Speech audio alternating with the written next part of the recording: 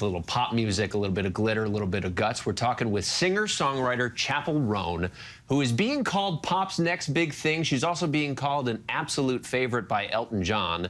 And a lot of it is because of the success of her first studio album, The Rise and Fall of a Midwest Princess. It features some extremely catchy singles like Red Wine Supernova. Take a listen.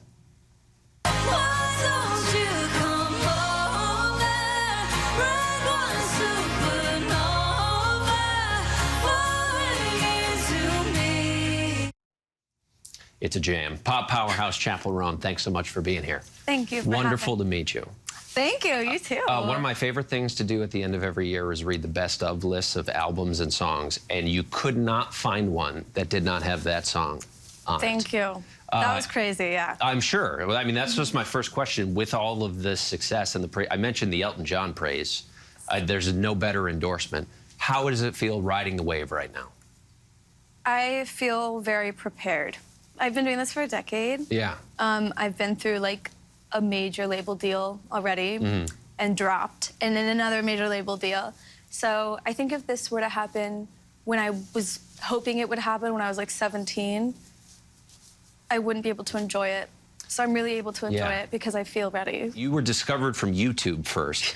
Got that deal, 17, move out to LA, and then it falls through. You go back to Missouri. Yeah. I don't think a lot of people would say they feel prepared when they finally hit the kind of success that you have.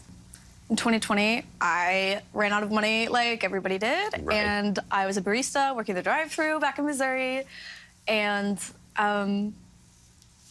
yeah, it was either give it one more shot or maybe go to school to be a biologist or something. Right, which would have been great. Which would have been awesome. Yes. Can you tell us a little bit about them, maybe some of your favorites?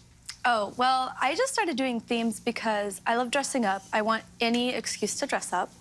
And I love dressing up for concerts. So all of my themes for my concerts go along with my songs. And I have like Pink Pony Club is Pink Cowgirl themed. We've got Casual. We've got Super Graphic Ultra Modern Girl, which is one of my songs. And it's like alien girly. We have Naked in Manhattan. Which is Slumber Party. It seems like an incredibly supportive community also, like super positive. Everybody's having a great time lifting each other up. On top of your own tour, opening for Olivia Rodrigo at some of these gigantic stadiums around the country. Are you prepared for that? You know what? It's gonna be fine. That's all I'm saying in my head over and over again. I've never played an arena.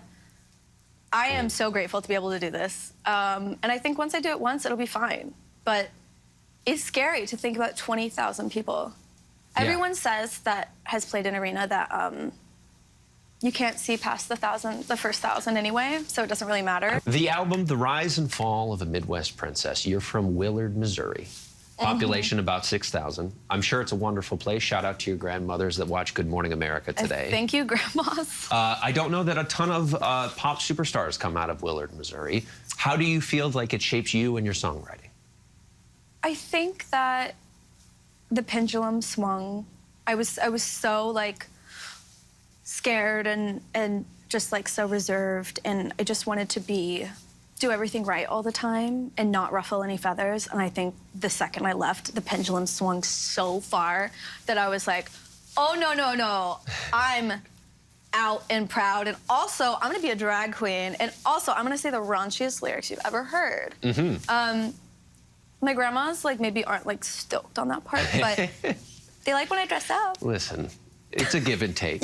Look, I love where I came from because I have an incredible perspective on the Midwest, which I think a lot of people on the coasts kind of, you know, put all Midwesterners in one type of category.